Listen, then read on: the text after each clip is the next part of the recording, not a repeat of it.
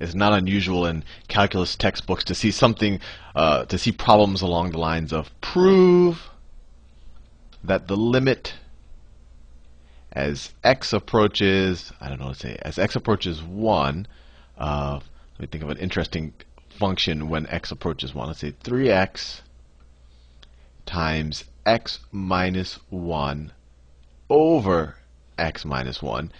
And you might say, hey, Sal, why did you do this x minus 1 in the numerator and denominator? Well, I did that because obviously you can't have a 0 down here. So this function is actually not defined at x is equal to 1, right? If I had just put a 3x, this cancels out for all the other values. So this is essentially the line 3x, except it has a hole at x is equal to 1. And that's why I did it, because I want to take the limit. And it's interesting to take a limit to a point where the function doesn't exist. But the books will say, hey, prove that this limit is equal to, well, it would actually be equal to 3, right? Prove that, and you essentially have to use the epsilon delta definition of a limit. So to prove this, you're essentially proving what this means. And this means, proving this is the same thing as proving, so you could just prove that given, so if you give me some epsilon greater than 0, and remember, that's how close you want f of x to get to the limit. Given some epsilon greater than 0, in order for this to be true, I need to prove that I can give you, that there exists a, I can give a delta greater than 0, where as long as the distance between x and our limit point, x and 1, is less than delta. And remember, we don't want x to ever get right on top of the limit point because the function might not be defined there. So the distance between x and 1 has to be greater than 0, right? That's what this tells us. So I have to prove you give me an epsilon, that I can give you a delta, and as long as x is within delta of 1, and this is all they're saying, as long as the distance between x and 1, right? That's when you subtract two things and you take the absolute value. That's just distance. So as long as the distance between x and 1 is less than delta, then the distance between 3x, let me write that up there, the distance between 3x times x minus 1 over x minus 1, that's the function, right? The distance between that and the limit point and 3 is going to be less than the epsilon.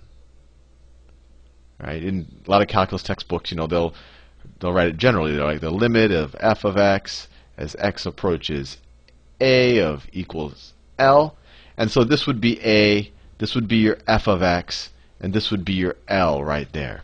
But anyway, when someone says they want you to prove this, they essentially want you to prove this. I'll give you an epsilon. You have to prove that any epsilon that you're given, or that you give me, that let's say I'm the one that has to prove it. Any epsilon you give me, I have to be able to give you a delta where as long as x is within delta of 1, then the function is within epsilon of the limit point. And how do we do that? And I'll just say, a lot of proofs, it's just kind of there's not a systematic way to do proofs, and that's kind of what makes them so interesting on a lot of levels. But these, they kind of tend to be a systematic way. And this, this problem I've given you to some degree is kind of the easy one that they'll give when they ask you to prove these. But they usually involve starting from this point right here and algebraically manipulating it until this expression right here looks something like this expression, and then you'll have this expression is less than epsilon divided by something, or some function of epsilon. It's like, oh well, as long as delta is that, you give me an epsilon, I can just apply that, take epsilon divided by 4 or whatever and use that as my delta. Then I've proved the theorem, and so we'll do that here. So let's start with this. Let's start with kind of where we want to get to, and then figure out a delta that's essentially a function of epsilon, so that whenever I'm given an epsilon, I can say, hey, whatever number you give me, I'm going to give you back a number that's that divided by whatever, and then this will all work. So let's do that. So immediately we can simplify this. We can cross these out. And when you cross that out, you still have to say, well, we can't do that as long as x. They can only happen. You can only do this as long as you assume that x does not equal 1, because at x equals 1, this function is undefined, right? And that's okay, because we only care about the intervals as x approaches 1. We only care about the intervals as x approaches 1. We don't care exactly when x is equal to 1. So that's fine. So then this simplifies to, this right there simplifies to the absolute value of 3x minus 3 is less than epsilon. And then we could factor out a 3, so that's, we could say the absolute value of 3 times x minus 1 is less than epsilon. And you might already see we already have an x1 minus 1 there and x minus 1 there. If we can get this 3 over on this side, then we'll be done essentially.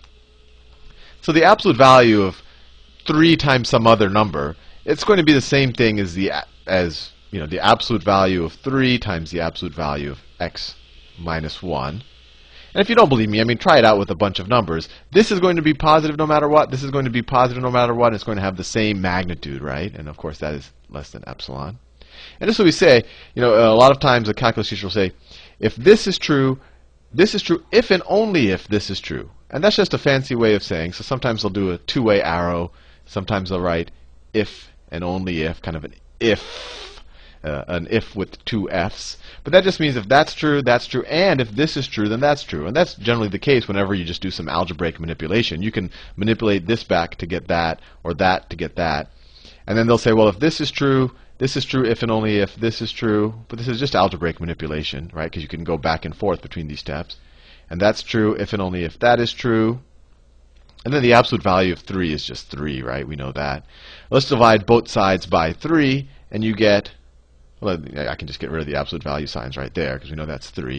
If you divide both sides of the equation by 3, you get the absolute value of x minus 1 is less than epsilon over 3. So what have we just done so far? We've just proved that the absolute value, let me write this in another color. We've just proved that the absolute value of essentially, well, 3x times x minus 1 over x minus 1 minus 3 is less than epsilon if and only if and only if x minus 1 is less than epsilon over 3, right? So it's like this is true as long as the distance between x and 1 is less than epsilon over 3. So we can just use epsilon over 3 as our delta. Remember, the whole point of this was like, you give me an epsilon. You give me a distance, or you say, I want to be within this distance of my limit point. I want the function to be that close to the limit point. And this is just the distance between the function and the limit point, right? This is f of x. And this is the limit that it approaches. So you want to be that close. And I say, well, you're going to be that close if and only if x, the distance between x and 1, or the distance between x and the value it's approaching, is less than this. And we just proved this algebraically. So whatever number you give me, if you say, Sal, I want to be within 1 of the limit point. I want f of x to be no further than 1 from the limit point. Then I'll say, okay, then I'll give you 1/3, right? As this is true, let me write that out. So let's say you pick 1 as an epsilon. So you say, hey, you need to prove to me that there's some x value where as long as the x value is no more, there's some value of delta. So as long as we're no more than delta away from 1, then the function itself will be no more than 1 away from the limit value, right? And so I say, well, you gave me an epsilon is equal to 1, so I could just say this is, we just proved if and only if absolute value of x minus 1 is less than whatever number you gave me divided by 3. And that actually makes a lot of sense if you graph this equation.